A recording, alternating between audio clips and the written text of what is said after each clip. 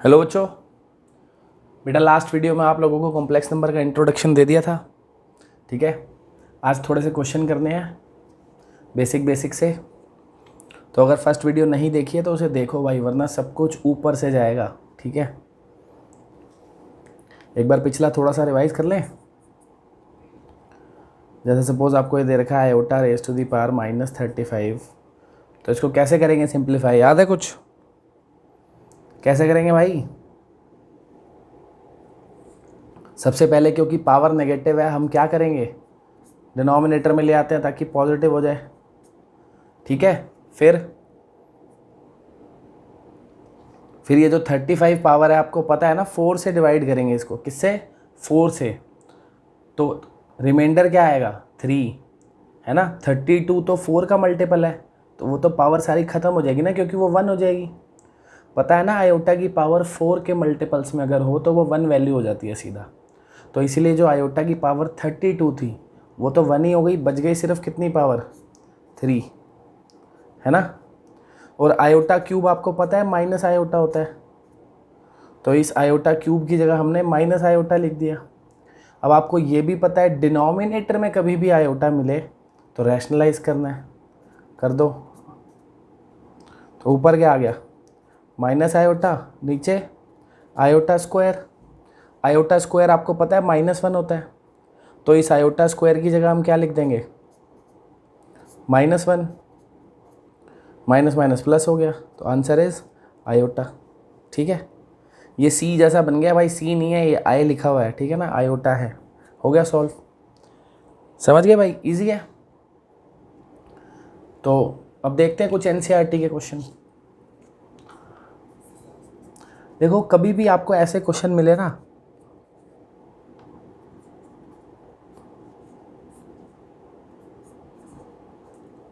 जैसे ये लिखा है, अब वो कह देता है कभी कभी तो कहता है सिंप्लीफाई करो, कभी कभी कहता है इसको एक्सप्रेस करो in the form of a plus iota B. क्या कहता है? इसको एक्सप्रेस करो in the form of a plus iota B.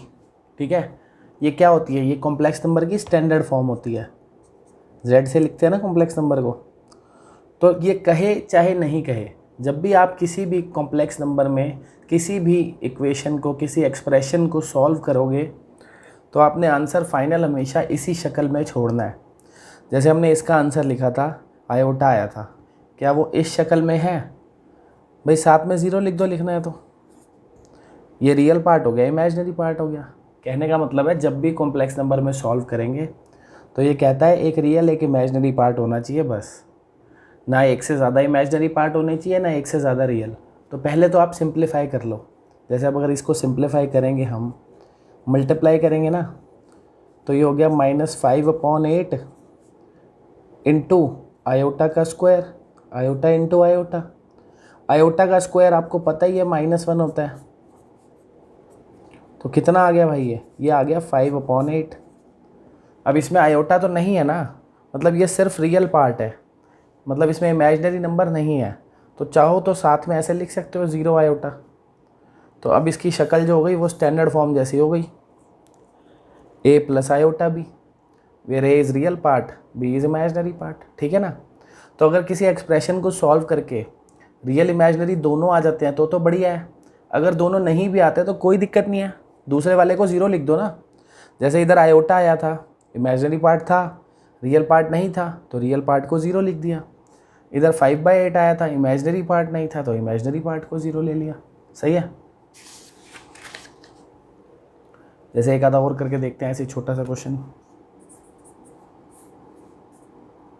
Minus iota, 2 iota, -1/8 iota का क्यूब। ठीक है, अब इसको सॉल्व करना है हमने, सिंप्लीफाई करना है, मतलब कर लो। इन दोनों को मल्टीप्लाई किया, आयोटा इंटू आयोटा क्या हो जाएगा? आयोटा का स्क्वायर, और माइनस भी है ये, -2, तो -2 आयोटा का स्क्वायर हो गया ये। और इधर ये क्यूब है, -1 का क्यूब इज़ -1, 8 का क्यूब इज़ 512, आयोटा का क्यूब तो है ही आयोटा का क्यूब। ठीक है ना। अब आपको बताया है ना, आंसर में आयोटा की पावर 1 से ज़्यादा नहीं होनी चाहिए, तो इनको हम रिप्लेस करेंगे। आयोटा स्क्वायर को क्या लिख सकते हैं हम, -1, ठीक है।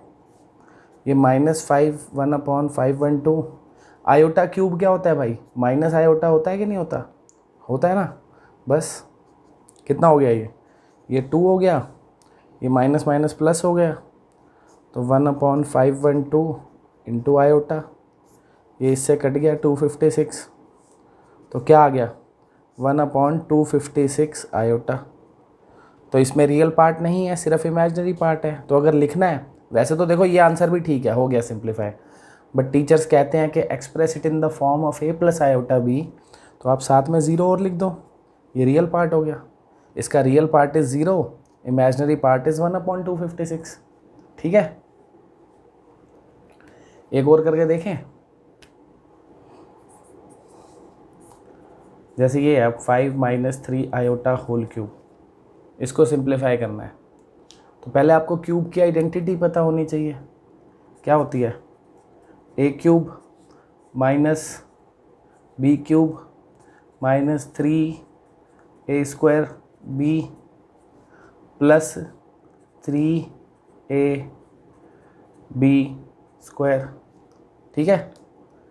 तो आयोटा का क्यूब क्या होता है भाई, सॉरी 5 का क्यूब क्या हो जाएगा 125, 3 का क्यूब इज़ 27, और आयोटा का भी क्यूब है इधर 5 स्क्वायर 25, 25 इंटू 3 75, 75 इंटू 3 225, और इधर 3 स्क्वायर 9, 9 इंटू 3 27, 27 इंटू 5 135, 135 आयोटा का स्क्वायर।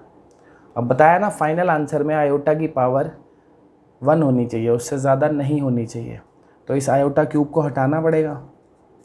तो आयोटा क्यूब को क्या लिख सकते हैं भाई, माइनस आयोटा, है ना। इसको रहने दो ऐसे ही 225 आयोटा को, ये तो पावर 1 है, क्योंकि आयोटा की पावर 1 है तो उसे छेड़ना नहीं है, उसको एज इट इज़ लिखे रहने देना है।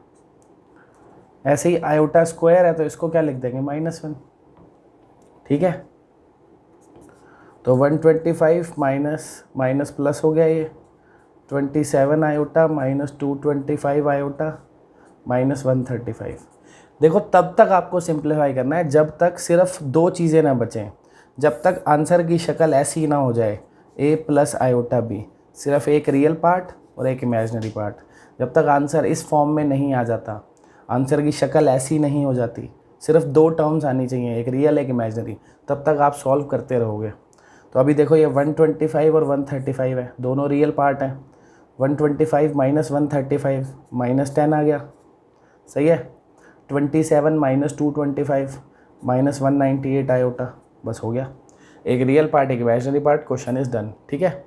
अब कई बच्चे कहते हैं सर आप तो कह रहे थे a प्लस आयोटा भी आना चाहिए, ये तो माइनस है। अबे भाई b नेगेटिव भी तो हो सकता है। फिर भी अगर किसी को पसंद नहीं आ रही ये शक्ल तो यूँ लिख लो, -10 प्लस -198 आयोटा। अब हो गया a प्लस आयोटा b, ठीक है जी। तो ये लिखो, बात एक है। कहने का मतलब ये है कि फाइनल आंसर में एक रियल पार्ट होगा एक इमेजिनरी पार्ट, बीच में प्लस माइनस जो भी हो कोई दिक्कत नहीं है। चले अगले क्वेश्चन पे। तो अगला क्वेश्चन क्या है भाई,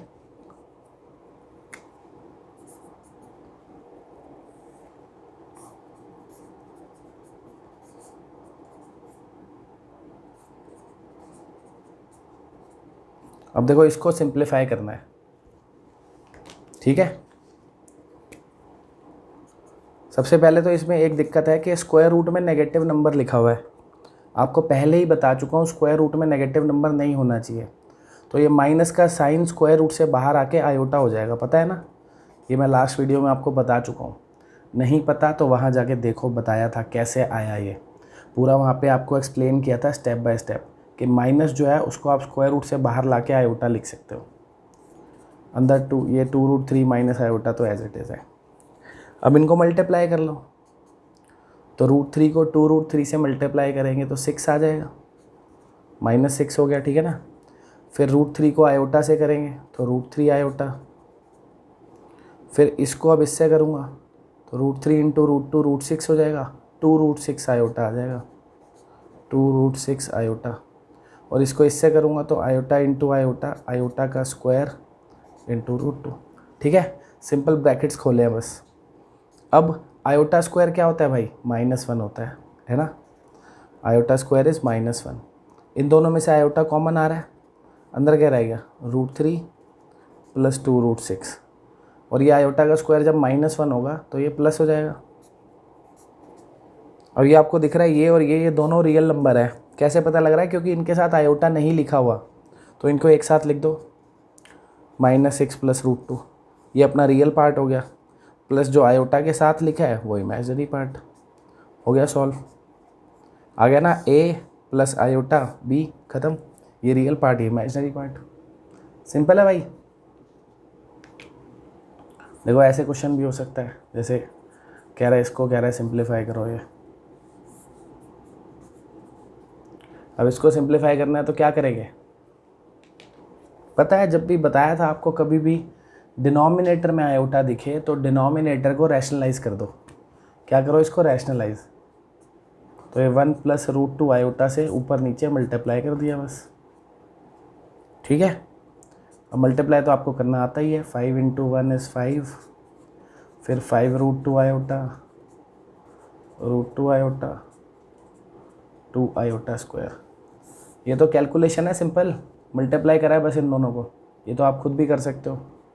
ये क्या है, a - b, a + b, तो क्या हो जाएगा, a² - b², तो 1 का स्क्वायर इज़ 1 माइनस b का स्क्वायर, √2 आयोटा का स्क्वायर करूँगा तो क्या आ जाएगा, √2 का स्क्वायर इज़ 2, आयोटा का स्क्वायर तो लिख ही देता हूँ। सही है। अब ये देखो आयोटा स्क्वायर है, -1 हो जाएगा, आयोटा स्क्वायर क्या हो जाएगा, -1, तो ये 5 √2 आयोटा और √2 आयोटा कितना हो गया, 6 √2 आयोटा, और ये क्योंकि आयोटा का स्क्वायर -1 है, -1 को 2 से मल्टीप्लाई करेंगे तो -2 आएगा, ऑब्वियस है। नीचे भी आयोटा स्क्वायर -1 है तो ये प्लस हो जाएगा, 1 + 2। अब ये 5 - 2 कितना हो गया, 3 + 6 √2 आयोटा, नीचे क्या है 3, ऐसे लिख लो 3/3, 6 √2/3 आयोटा, तो 3 और 3 कट गया, ये यहाँ पे भी 3 से 6 कट गया, बस हो गया। आ गया ना, एक रियल पार्ट एक इमेजिनरी पार्ट, ख़त्म क्वेश्चन, इजी। चलते हैं भाई आगे। अब देखो कभी कभी ऐसे क्वेश्चन भी मिल जाते हैं,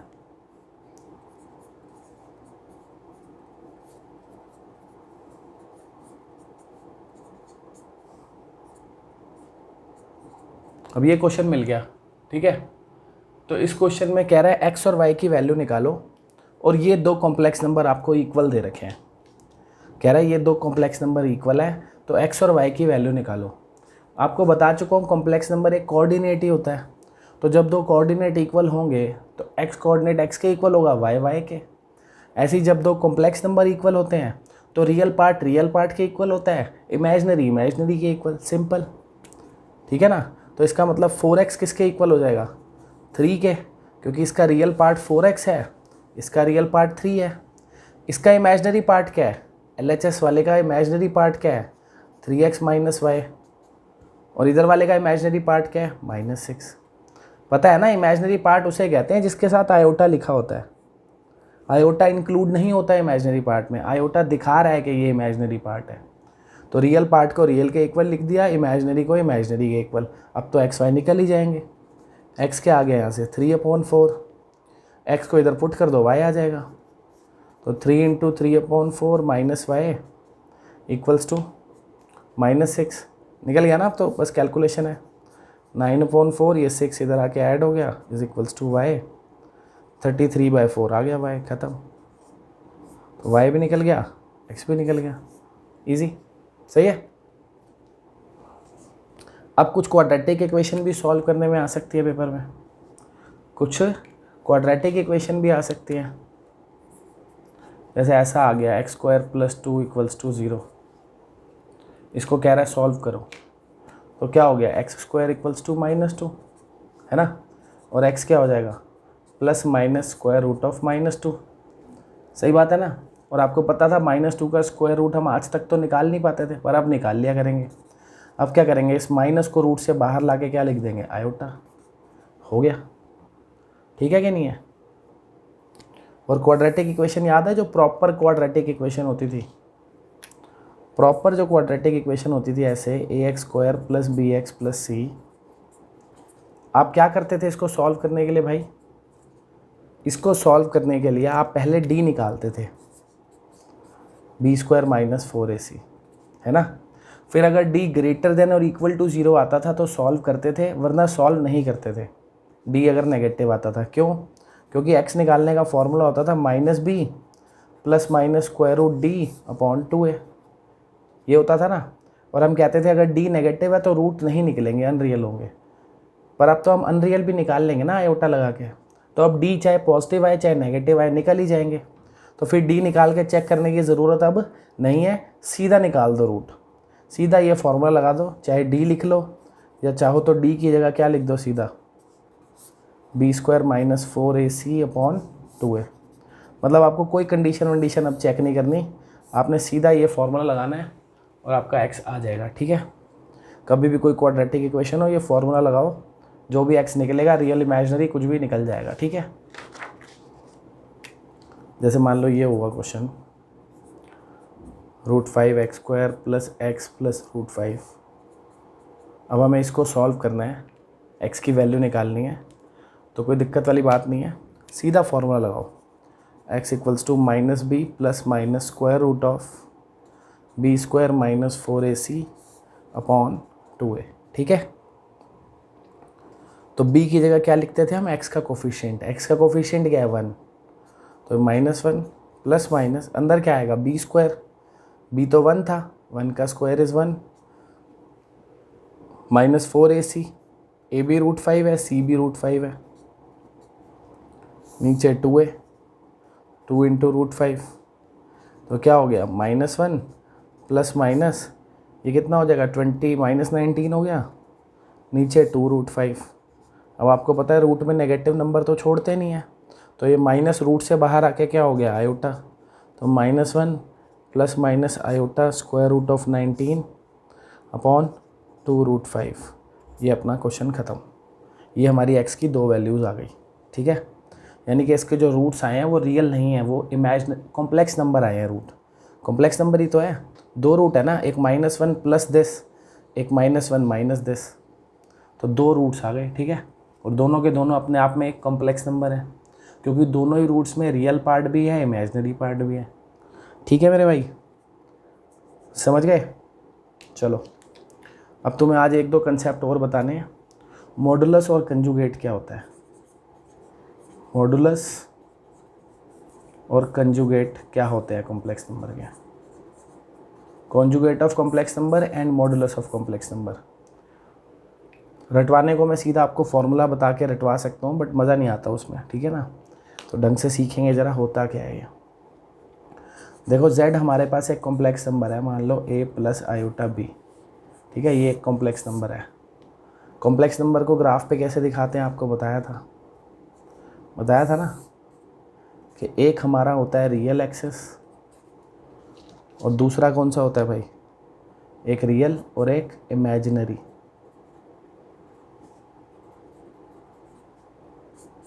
ठीक है।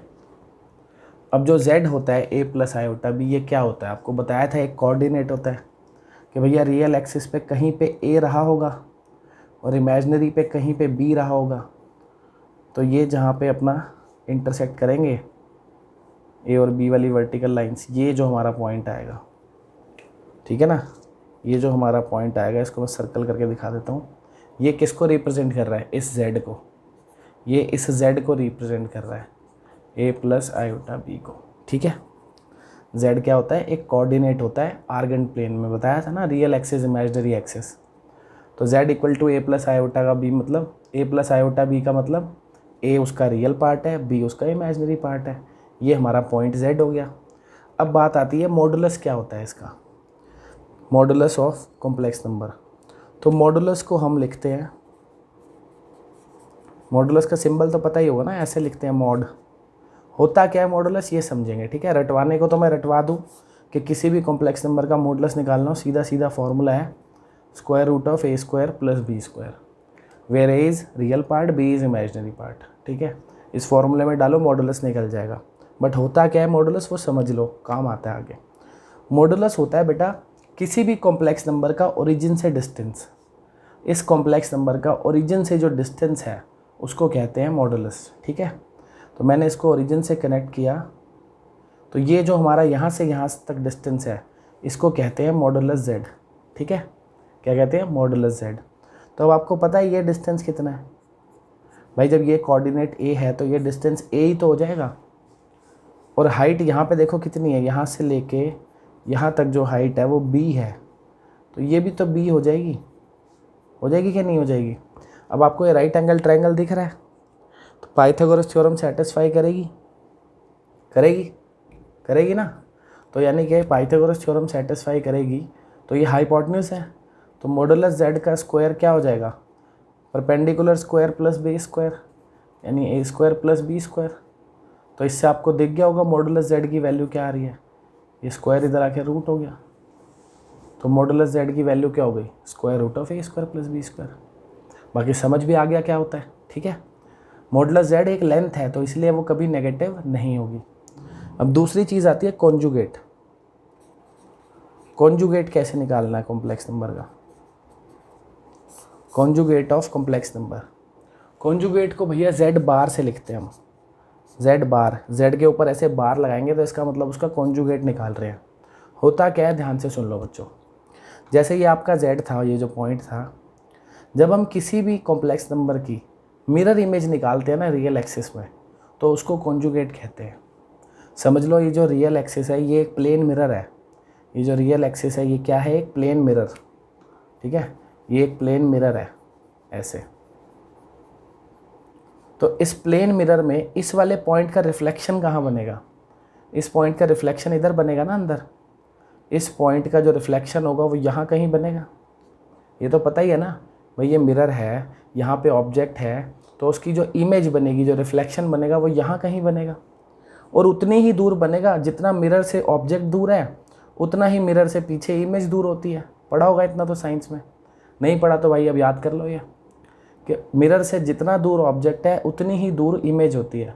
ठीक है, जब उतनी ही दूर इमेज होती है तो भैया जितना ये ऊपर डिस्टेंस था b, उतना ही नीचे डिस्टेंस होगा b, तो ये डिस्टेंस भी क्या हो जाएगा b। बट क्योंकि ये ओरिजिन से नीचे है, लेंथ तो ये b होगी, बट साइन उसके साथ नेगेटिव आ जाएगा ना, तो वो माइनस b हो जाएगा। तो ये वाला जो हमारा पॉइंट है वो माइनस b हो जाएगा। और x तो यहाँ पे a ही है, इस पॉइंट को अगर आप देखो, x तो यहाँ पे a ही होगा ना, और y क्या हो जाएगा, माइनस b, यानी रियल पार्ट a हो गया और इमेजिनरी पार्ट माइनस b हो गया। तो अगर इसको लिखना चाहूँ मैं कॉम्प्लेक्स नंबर को, तो क्या होगा कि रियल पार्ट तो a है but imaginary part is minus b, तो माइनस आयोटा b हो जाएगा। सही है कि नहीं है, इसी को हम कहते हैं z बार।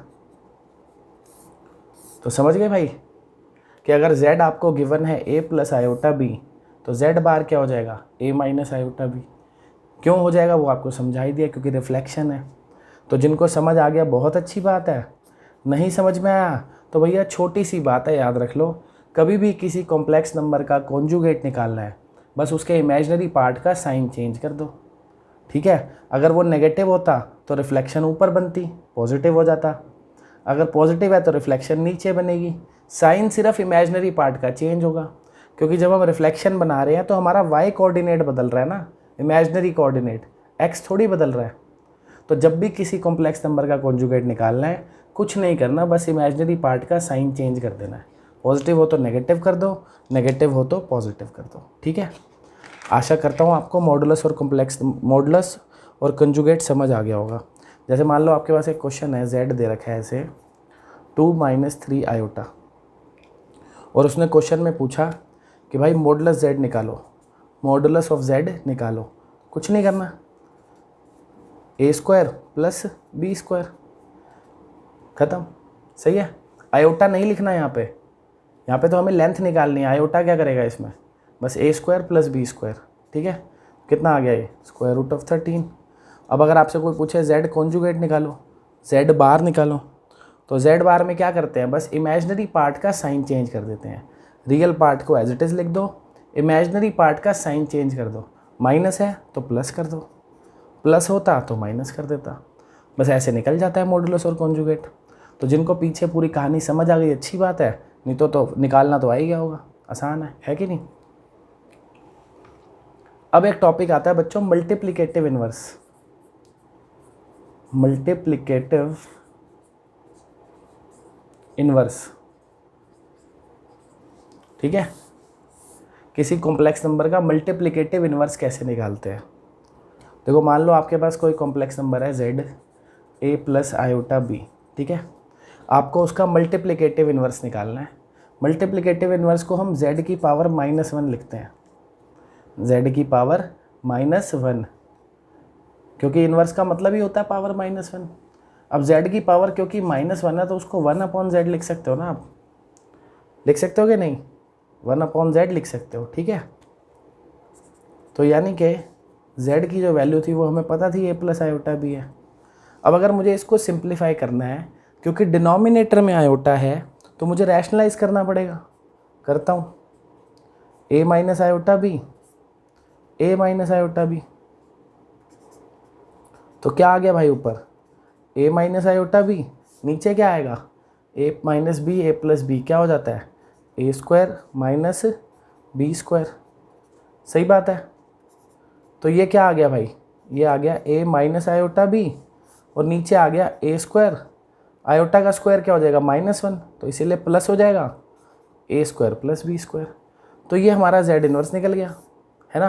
अब आप चाहो तो पूरा ऐसे निकाल लो जैसे मैंने निकाला है, ये एक तरीके से फॉर्मूले की डेरिवेशन है। फॉर्मूला सीधा सीधा क्या बन गया, अगर आप दिमाग लगाओ। एक बात बताओ, आपको सिखाया था कि z अगर गिवन हो तो z का कॉन्जुगेट कैसे निकालते हैं। इसका कॉन्जुगेट क्या होगा, बस इमेजिनरी पार्ट का साइन चेंज कर दो, यानी a माइनस आयोटा बी, है ना। और इसका मॉडुलस कैसे निकलता था, इसका मॉडुलस कैसे निकलेगा भाई, square root of a square plus B square, सही है। चलो अब इधर देखो जरा इसको, ये z इनवर्स आया, ऊपर क्या लिखा है a माइनस आयोटा बी, और a माइनस आयोटा बी क्या होता है z बार, यानी z कॉन्जुगेट।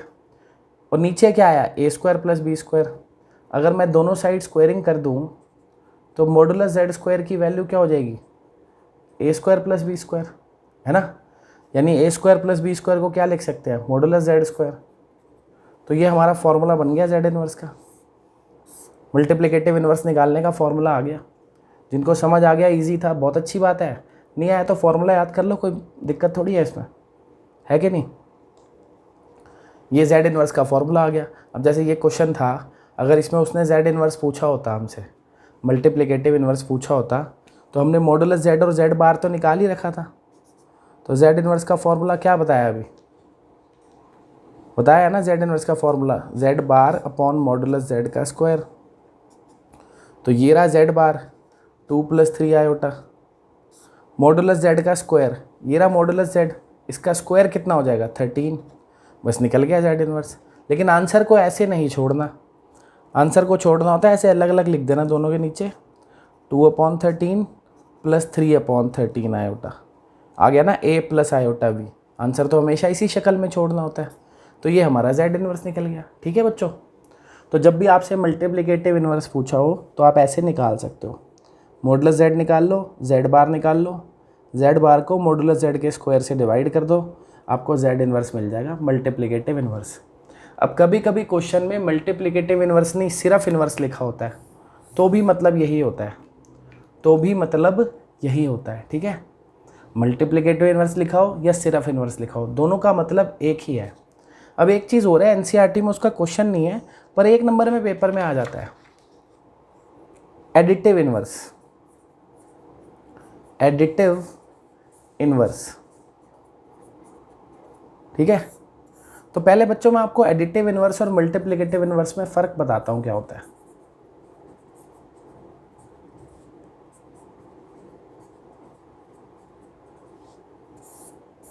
ध्यान से समझना।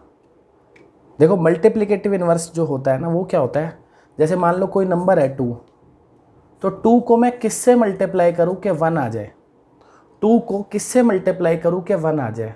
उसे कहते हैं मल्टीप्लिकेटिव इन्वर्स। कि एक ऐसा नंबर जिसको 2 से मल्टीप्लाई करूँ तो 1 आ जाए। आपको पता है किससे करेंगे? 2 को 1/2 से करेंगे तभी तो 1 आएगा। तो यानी 2 का मल्टीप्लिकेटिव इन्वर्स इज़ 1/2। 2 का मल्टीप्लिकेटिव इन्वर्स कौन है? 1/2। समझ गए? 2 को जिससे मल्टीप्लाई करके 1 आता है उसे 2 का मल्टीप्लिकेटिव इन्वर्स कहते हैं। तो आपसे कभी कोई पूछता है ना 2 का इन्वर्स, ऐसे ही तो लिखते हैं इन्वर्स को, तो वो 1/2 इसीलिए तो होता है, क्योंकि 2 को और 1/2 को मल्टीप्लाई करके क्या आता है? 1 आता है। समझ गए? इसे कहते हैं multiplicative inverse. Generally multiplicative inverse को सिर्फ इन्वर्स भी बोल देते हैं। तो अगर सिर्फ इन्वर्स भी पूछा है तो भी वो मल्टीप्लिकेटिव इन्वर्स पूछ रहे हैं। एडिटिव इन्वर्स क्या होता है? किसी भी नंबर का एडिटिव इन्वर्स। ये तो जनरल मैंने 2 के लिए बता दिया ना। अगर आपसे कोई पूछे a का मल्टीप्लिकेटिव इन्वर्स क्या होता है, कोई नंबर है a, उसका मल्टीप्लिकेटिव इन्वर्स क्या है, तो 1/a होगा, ताकि दोनों को मल्टीप्लाई करके 1 आ जाए। सिंपल। अगर आपसे कोई पूछे एडिटिव इन्वर्स किसी नंबर का क्या होता है, एडिटिव इन्वर्स क्या होता है, पहले उसे समझो कि a में क्या ऐड करूं कि 0 आ जाए। a में क्या ऐड करूं कि 0 आ जाए। तो जो चीज़ a में ऐड करके 0 आता है उसको कहते हैं a का एडिटिव इन्वर्स। तो a में क्या ऐड करते हैं जो 0 आता है, ये तो पता ही है पूरी दुनिया को। a में माइनस ए ऐड करूँगा तभी तो 0 आएगा। सही है ना? तो एडिटिव इन्वर्स ऑफ a क्या हो गया? एडिटिव इन्वर्स ऑफ a क्या हो गया? Minus A. a का एडिटिव इन्वर्स इज माइनस ए, क्योंकि a में माइनस ए ऐड करते हैं तो 0 आता है। ये होता है एडिटिव इन्वर्स, ये होता है मल्टीप्लिकेटिव इन्वर्स। ठीक है? एडिटिव इन्वर्स कई बार पेपर में आपसे पूछ लेता है। जैसे अगर आपसे कोई जनरल पूछे किसी नंबर का 2 का एडिटिव इन्वर्स क्या है, तो आप कह दो कि जी 2 का एडिटिव इन्वर्स -2 है, क्योंकि दोनों को ऐड करूँगा तो 0 आएगा। ऐसी कॉम्प्लेक्स नंबर की कोई बात करें कि भैया 2 + 3 आयोटा का एडिटिव इन्वर्स क्या है, 2 + 3 आयोटा का एडिटिव इन्वर्स क्या है, तो आप कह दोगे -2 - 3 आयोटा। जिसका भी एडिटिव इन्वर्स पूछ रहा है उसका नेगेटिव लिख दो बस। सही है? क्योंकि दोनों को ऐड करके फिर 0 आ जाएगा। इसीलिए कह रहे हैं कि ये एक दूसरे के एडिटिव इन्वर्स हैं। मल्टीप्लिकेटिव इन्वर्स में हम प्रोडक्ट 1 देखते हैं कि दो नंबर एक दूसरे के मल्टीप्लिकेटिव इन्वर्स तभी होते हैं जब उन दोनों का प्रोडक्ट 1 हो। तो a और 1/a एक दूसरे के मल्टीप्लिकेटिव इन्वर्स होते हैं। ये जनरल बात है, सिर्फ कॉम्प्लेक्स नंबर के लिए नहीं, हमेशा काम आएगी। ठीक है? चाहे कोई नॉर्मल नंबर हो चाहे कॉम्प्लेक्स नंबर हो। कॉम्प्लेक्स नंबर में तो आपको बता दिया मल्टीप्लिकेटिव इन्वर्स आप ऐसे निकाल लोगे। एडिटिव इन्वर्स पूछा हो तो वो तो 1 नंबर का क्वेश्चन आएगा, बस आपने उसका नेगेटिव लिख देना है। ठीक है बच्चों? तो आज की क्लास यहीं ख़त्म करते हैं। आज का आप लोगों का जो होमवर्क है भाई, जो होमवर्क है आप लोगों का आज का, वो क्या है? NCERT से एक्सरसाइज 5.1 करनी है और 5.1 से पहले जो एग्जाम्पल्स है वो भी करने हैं। ठीक है? प्लस एक्सरसाइज 5.3 भी करनी है NCERT से, और उसके भी जो एग्जाम्पल्स है वो करने हैं। 5.2 आपने नहीं करनी है अभी। ठीक है? 5.1 करनी है, 5.3 करनी है, और 5.1 और 3 से पहले जो एग्जाम्पल होते हैं वो करने हैं। अभी 5.2 भी नहीं करनी और 5.2 वाले एग्जाम्पल्स भी नहीं करने। ठीक है? ये दोनों आपको करना है। फिर उसके बाद मिलेंगे नेक्स्ट क्लास में, आगे पढ़ेंगे। बाय बाय तब तक के लिए।